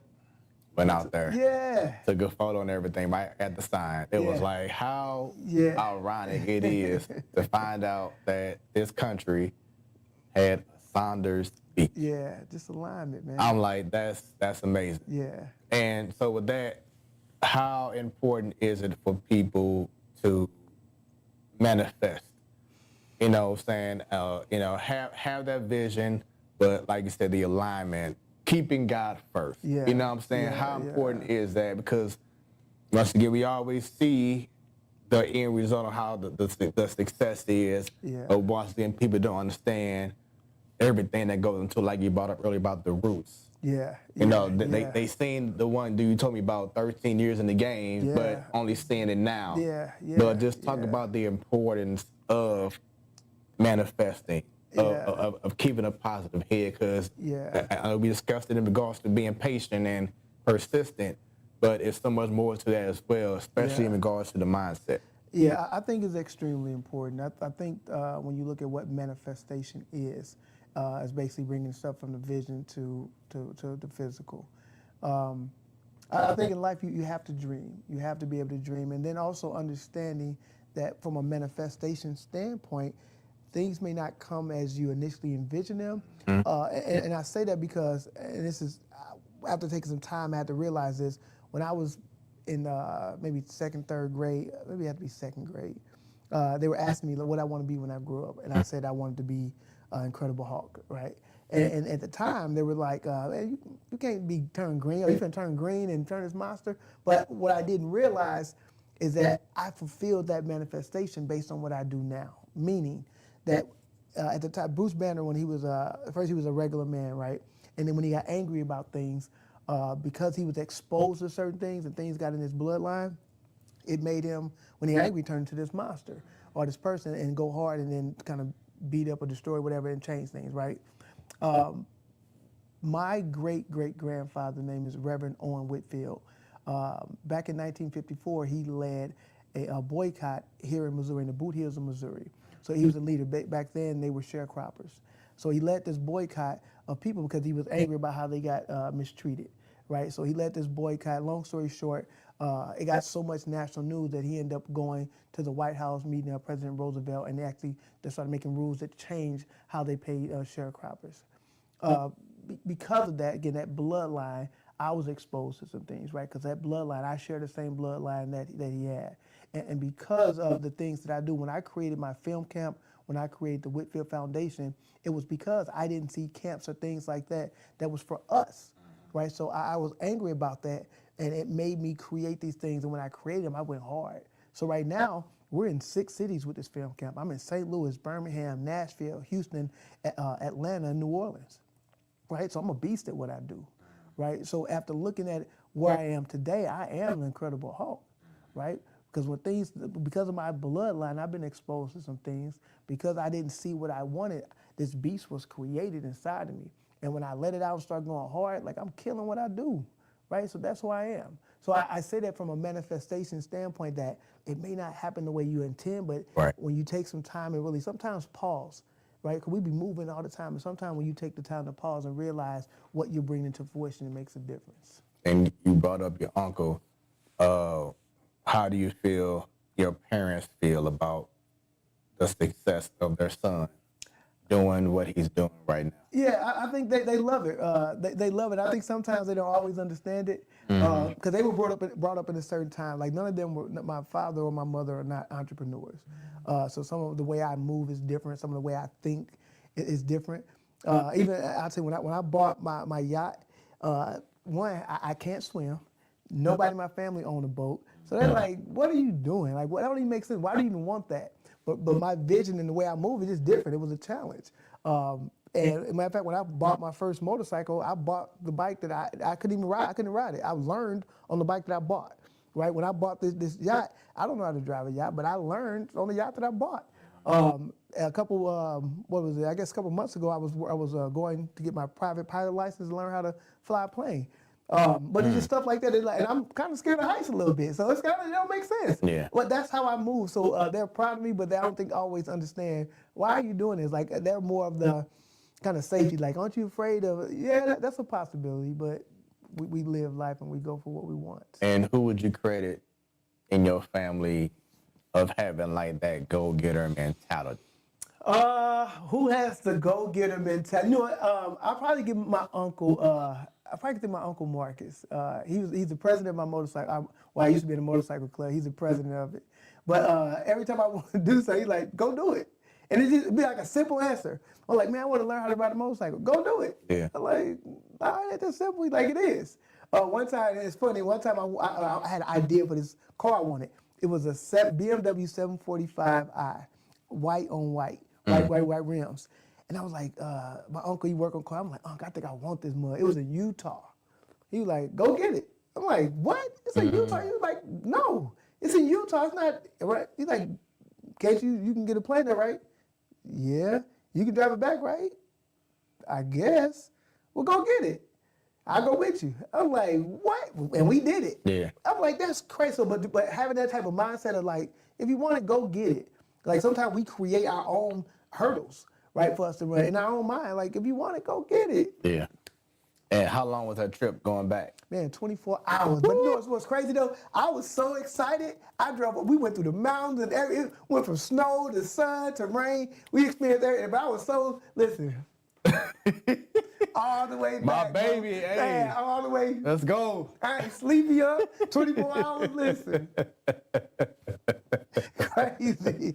But that's what it was. And once again, that's why it's so important for those who listening or watching this show, the importance of the hard work, because you can come back smiling and cheese just like you just did. Yeah, go for it, man. It may seem crazy to other people, but go for it. So what? So let's go into, you brought it up a couple of times, but now let's give it more play. Whitfield Foundation for Success. So let's go and talk about the reason why and how it's been going present day. Man, so it's another crazy story. I'll be honest, when I first created the Whitfield Foundation for Success on paper, it was me thinking I needed a tax write-off. You need to do something and get some tax write-offs or something like that. So like, okay, create a nonprofit, what I was told. Didn't understand it. When I created it on paper, man, things started coming my way. Mm-hmm. For instance, I said, okay, I need an office. I ended up going to one of the buildings. It used to be in a co-working space. This was during COVID. 2020 is when I created it on paper. Went to the place that I used to do.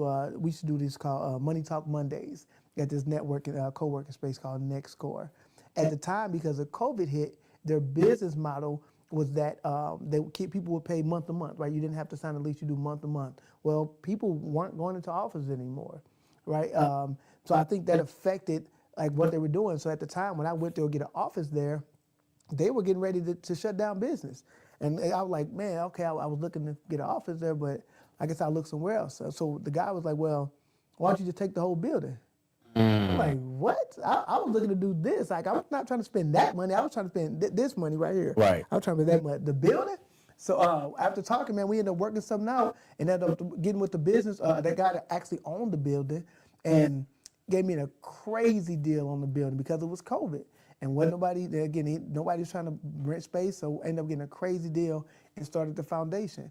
So as I started walking through the business of the building, I started having visions like, okay, this could be here, this could be here, a studio could do this, and end up creating this whole dope experience. It was a 7,000 square foot building that had 2 virtual reality experience rooms, office space. I had a full recording studio in there. What else? Full kitchen, classrooms. So it all from just, again, walking through and just, it wasn't there, all that stuff wasn't there before, but just walking through and having a vision, kind of God gave me the vision of what this could be, and then they're basically almost creating a school, and we operated out there for 3 years, actually 4 years before it ended up catching on fire. And talk about how successful it has been now. Man, the Whitfield Foundation has been, I mean, it's part of the reason I'm working with the Urban League now for some of the stuff we were doing out of there, a lot of the trainings. And matter of fact, one of the kids that went through to the training ended up getting a full ride to Claflin University. She actually just graduated this year, having a full ride to Claflin University, $150,000 presidential scholarship that paid for her 4 years, that she was getting ready to go to Maryville before I brought in the president as a guest speaker. He saw something in there, we connected, and next is history. So it's been really effective, yeah. And you've been talking about this as well. Let's put more light into it, the film camp. Yeah, man, the film camp is amazing. Matter of fact, we're actually doing an after-school program now. So this is just a summer camp, but now we're doing an after-school program where we can get kids more exposed to this program. But it's really unique, man. We teach kids all the aspects of filmmaking, so acting, directing, cinematography, and production. We actually shoot a short film, and we bring Hollywood actors to actually act in the movie with the kids. And at the end, in the summertime, we do a red carpet movie premiere. So we rent out a movie theater, so we show the movie that the kids just made, and then we give them awards. So it's a red carpet experience. They get like best actor, best cinematographer, best director. So they get the full Hollywood experience. Talk about this photo. Just, yeah, man. The more behind the scenes of how things are. Yeah, so that's what it is. It's exposing them to actually how to make a movie. You see, my man Carl was there, Carl with Video Vault. That's his camera setting up and just showing the kids like how do you frame a shot, what different shots do you do. Now the young lady that's on there, her name is Brooklyn. She's a very, very talented actress, very talented. But also it's not just an acting camp, right? You're going to get all aspects in front of and behind the camera, because the reality when it talks about longevity in the film industry is typically behind the camera. Yeah, I believe it. Because I'm very big on, like, I love doing what I'm doing here, being in front, but I've always had a love and a passion for just the behind the scenes of making the magic happen. Yeah. You know what I'm saying? Of course, being in front, you make a lot of money doing it. Yeah. But those who work behind it can make it that much more. Absolutely. And people don't have, and they may not realize it. Like songwriters, producers. Yeah. You know what I'm saying? Like, it's so, that's what I said before. It's so much money out here, so you don't all have to be the lead singer. Facts. You know what I'm saying? You don't all have to be the lead star. Facts. But as long as you got that credit, yeah, that can take you a long way. Absolutely. So hope that's a message for y'all who's tuned in right now listening. Once again, I brought up how important it is to be able to feel the success of your hard work. And I think being acknowledged, that's why I have this show. You know what I'm saying? Acknowledging people who've been doing amazing things. But talk about this moment for you and how much it meant for you that people saw you for what you have been doing.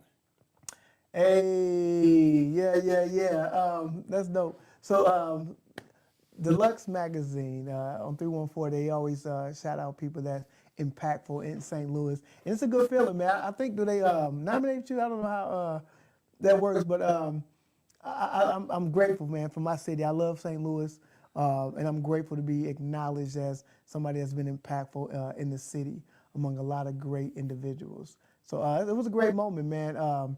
Also, my guy, Kyle with Gold Bar, he actually made a jacket, so he got all the faces inside called St. Louis Legends. And I'm on one of the pictures in the jacket. I'm like, so it's dope. Yeah, I know that you were also part of what's the one award? Power 100. Yeah. So just getting those honors, man. I know that it had to have been an incredible feeling for you just to had that moment. Yeah, no, absolutely, absolutely. And it was interesting, man. Like I don't do it for that, but Right. when you do receive those accolades and acknowledgement, it does feel good, right? And speaking of feeling good, let's talk about family, man. Yeah, family. Listen, family is everything, man. So my son just turned 18 yesterday, May 12th, yeah, whatever day it was live, so we can say it. Yeah, Let's see. Yeah, today is the 14th. Yeah, 14. So May 12th. Thursday. Tuesday. It was Tuesday. My son turned 18, so he's technically grown now, which is crazy to me. But at the same time, I still have a 3-year-old and a 9-year-old, which is crazy to me. But family is everything, man. Family is everything. I think having a support system, but also being an example that you can go out and do whatever you want. It's funny. So my kid, my daughter, she's 18. She just graduated Kennedy, and my son Jordan also 18. Well, she's 17. She's turned 18 in July 10th. But they both graduated from high school.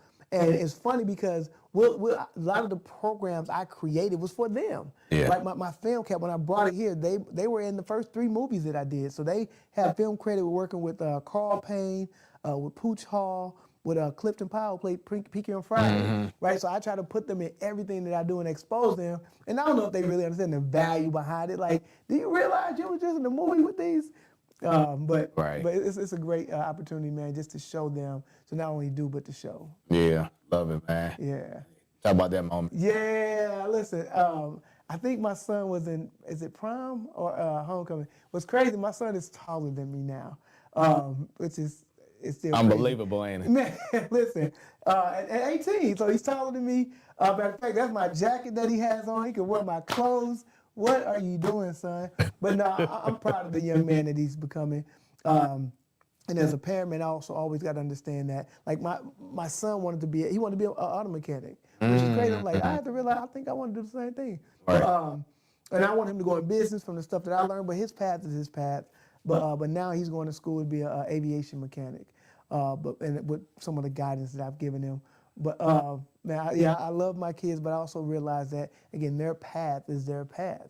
We can't, as parents, we would love to have more control, but his life is his life, man. So he's doing really good. And that's the thing, is that, like you said, they have their path, but the best thing that we can do as parents is to show them or prepare them. Yeah. For what's our to job. come. Our job is to prepare them. And I even told them, like, even at 18, to me, you're still a baby. You're my son, right? You're my kid. But to the world, you're a grown man, and they'll treat you as a grown man.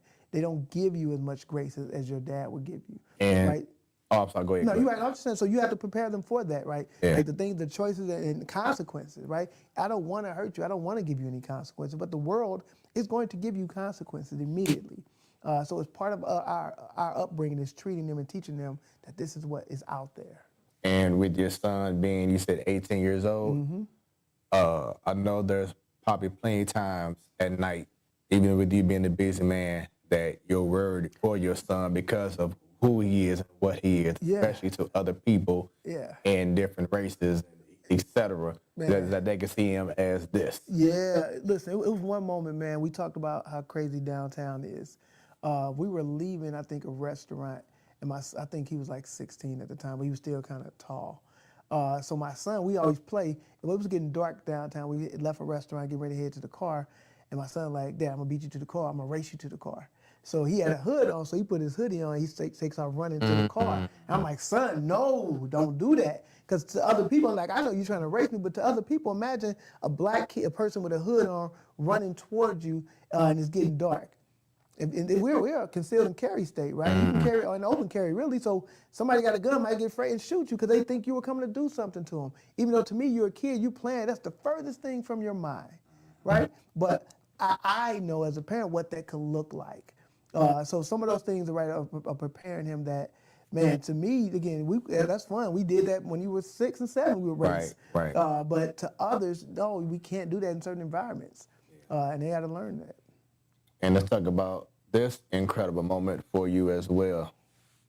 My daughter Kennedy. So listen, he chose to go to Jackson State, HBCU. So we did a photo shoot. Shout out to Vidal for doing these photos, man. Kids are crazy. I love my daughter. She's excited about going to Jackson State. and we try to get them the best. So she wanted to do a whole photo. Girls are different than boys. My son didn't even want to do nothing. He was like, I'm cool, Dad, just take me to get something to eat. She wanted to do a whole, I need makeup, nails, dresses, a photo shoot. Like, that's so different. But she's worth it. She deserves it. So talked about pretty much your parents, your kids. Can't go without talking about your twin, man. Let's go. Yeah, listen, my twin, drunk 1 and drunk 2 is crazy work. That's my best friend, man. Both photos, but definitely the one on the left. It's like, well, wait a minute, which one for real is you? But I know, but I know it's crazy. I have that same issue. Like, I'll look at the photo, like, hold on, I'm on the left or right, and it's crazy. But no, that's my best friend, man. When he lives in Kansas City now. I'm here in St. Louis, but it's funny. We worked out first, I think, 3 jobs together. Went on interviews together. Like, we at McDonald's. He's sitting here, I'm sitting here, answering questions. Cause we at Taco Bell, same situation.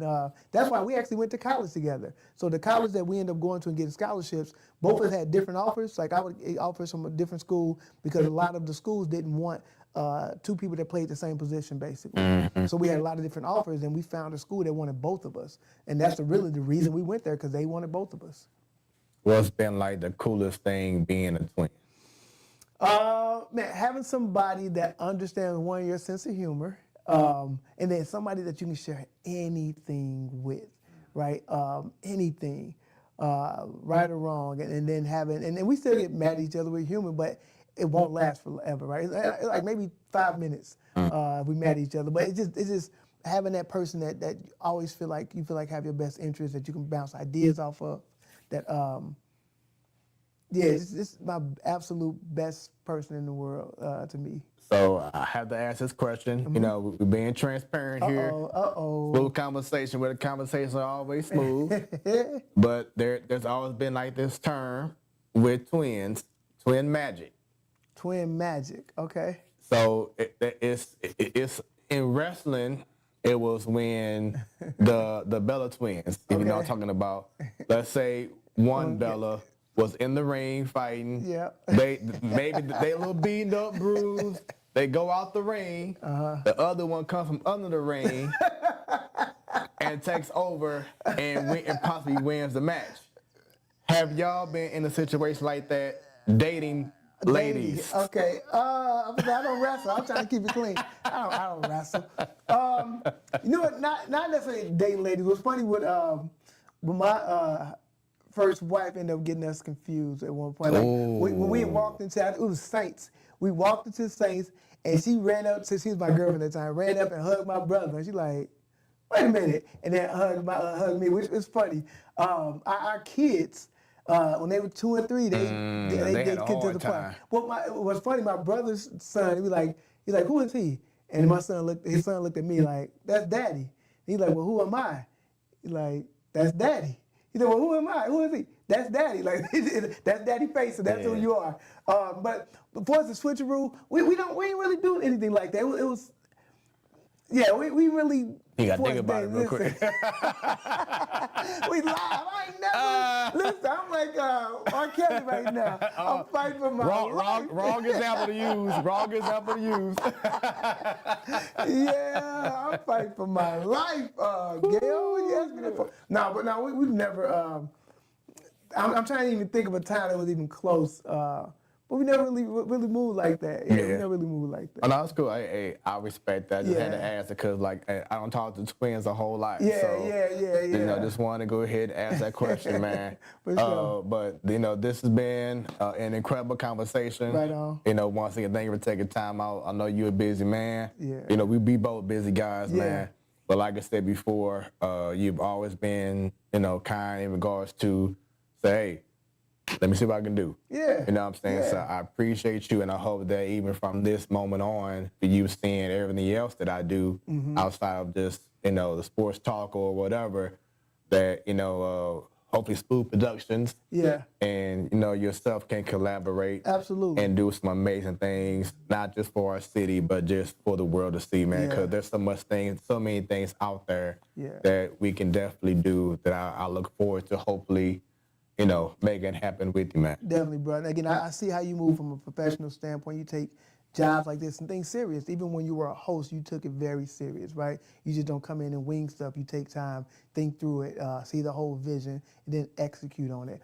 This setup and everything, you've been consistent. So I know you do the things that you do at the highest tier, bro. And so if anything I can do to add to that or help support it, I'm willing to do it. I appreciate that, man. So before we leave, I'm going to have a look at that camera and give any special shout-outs and where people can find you. Yeah, no, shout out my family. Shout out to everybody, again, that tuned in to watch this, that support me for everything and endeavors that I do. So, again, it's all love. You can find me on social media on Instagram at Mr. Marlon W. Same thing on TikTok, Mr. Marlon W. And then on Facebook, Marlon Whitfield. So, yeah. There it is. Takeaway being a businessman, being a marketing agent. Takeaway being a brother right now. Takeaway being a son. Takeaway being a father figure. Takeaway all the success that you have had in your life. Who is Marlon Whitfield? Marlon Whitfield is a dreamer. He's a dreamer. Because again, without all those things, it doesn't matter. I'm still going to dream and want the biggest and the baddest, whatever, right, and go after it. I don't have to achieve it all the time, but I'm always going to dream and feel like I can go for whatever I want in life. Regardless of the titles, regardless of who I am, I'm going for the things I want in life. I'm a dreamer. Love it, man. Well, once again, thank you, brother. Thank you, appreciate you. Being on Smoooth Conversations. I know you got things to do. With everyone else, make sure y'all go ahead and scan that QR code for those who watch you right now and connect with any and all things with Smoooth Productions. That's Smoooth with 3 O's. For those listening right now, you can go to smoothproductions.com, check out the website, and even what you see right now, those are the services I provide, from DJing to custom apparel to audio visual, sound engineer, podcast, talk show, photography, videography, drone services. Everything I do with Smoooth. That's Smoooth with 3 O's. I always say I don't do it better, I just do it smoother. So let's make it happen. Let's collab. Let's connect. As I said before, in regards to the district, shout out to my district family. Check out the website, beatdistrictradio.com. We've been active. It's been a year as of March. Just recently had our 1-year anniversary party. We're in the heart of Ferguson. That's where everything is. That's where the station is. And good news, we're actually about to move across the street from my previous location at Gamers Island to a location across the street. More intimate, but it's going to be us. We're going to do our thing with it. So shouts out to the district family. Right before this show, you heard my boy JD the DJ with Rhythm and Flow. I always be vibing, tuning in to him before I get ready for my show. It kind of hypes me up, gets me ready to go. So shouts out to JD the DJ. Shouts out to all the other amazing shows that we have on the district. If you don't know about the district, once again, go to the website, BEAT, B-E-A-T, districtradio.com, or download the app. Doesn't matter if it's on iOS, on Android, we got y'all covered. Once again, if you want to be a sponsor on one of the many shows like Smoooth Conversations, you can shoot us an email, info@beatdistrictradio.com, and we will make that happen. Make sure y'all subscribe on YouTube to Smoooth Conversations, Smoooth with 3 O's. Like, subscribe, share, and spread the word.